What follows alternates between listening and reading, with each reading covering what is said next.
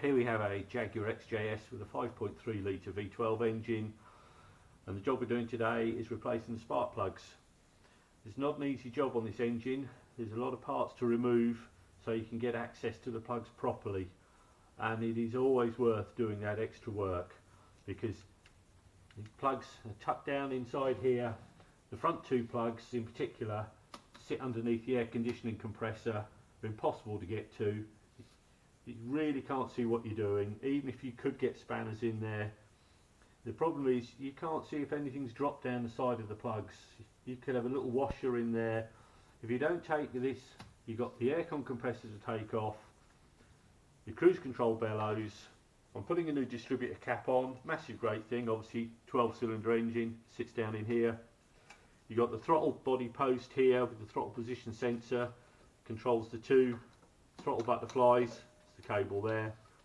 Take that out of the way so you can get to the rear plugs. Even then, number 11 cylinder tucked right down under here, really difficult to get to. You've got to be so careful. Taking everything off is always worth it because you can see if you get a washer drops down inside the spark plug from, could be someone previous job, anything dropped down in there. If you can't see properly, take the plug out, that drops down inside the engine, put the plug back in, run the engine up, destroy a cylinder, then you're going to end up taking the engine out. So spend the extra few hours, take your time, don't rush it.